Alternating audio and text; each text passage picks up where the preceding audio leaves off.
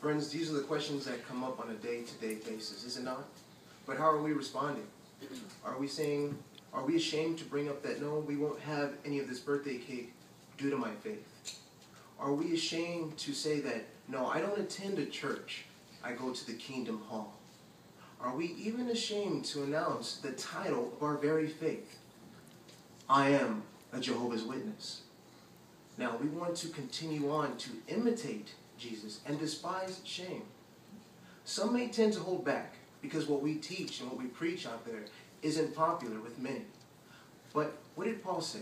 Let's turn our Bibles, please, if you turn them with me. 1 Corinthians chapter 1, verse 18. And it says, "For the speech about the torture stake is foolishness to those who are perishing, but to us who are being saved, it is God's power."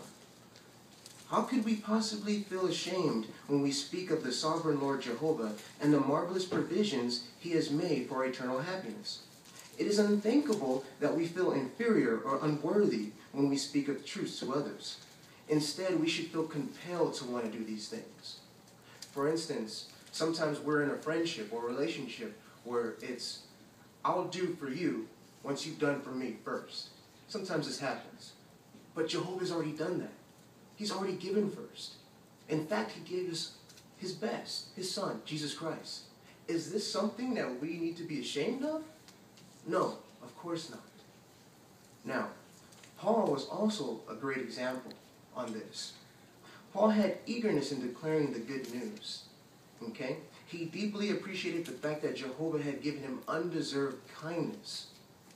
Now, in fact, let's go ahead and read Romans chapter 1, verse 16 and see what he says about this. I'll just read part of it. Once again, Romans chapter 1, verse 16. And it reads, "For I am not ashamed of the good news. It is in fact God's power for salvation to everyone having faith." For everyone having faith. So this isn't just someone, we're not just saving people. We're saving ourselves. Is this something we should have shame for? No. No, it isn't. In fact, we could even think about the early Christians of Jesus' time and his disciples. Remember that they were unpopular and despised. Friends, are we on the popular list with the world today? Are we not despised? In fact, I could bring up a situation, I'm sure this has happened to you. I've been in a room where there was a Muslim, a Catholic, someone even homosexual. Now the thing that they had in common was this: I respect you, that's your life, everything is fine. They were in agreement of, I respect your decision. But the second I said, I'm a Jehovah's Witness, what do you think happened? You know what happened. The interrogation, right? All of a sudden I feel like I'm in front of the FBI. This happens a lot. Now, Paul also went through this. Paul was in the imperial Roman Empire and faced empathy, abuse, opposition in the preaching work. This is what he faced. And if that's not going to work, let me tell you this. Jesus, knowing before he coming down, he knew that he was going to be persecuted. He knew his name was going to be slandered. He knew he was going to die. Is this something that we should be ashamed of? No.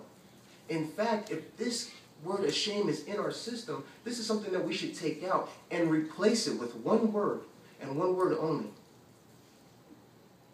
And that's proud. We should be proud to be Jehovah's Witnesses. We should be proud to follow Jesus and his example. So friends, let us continue on imitating Jesus by despising shame.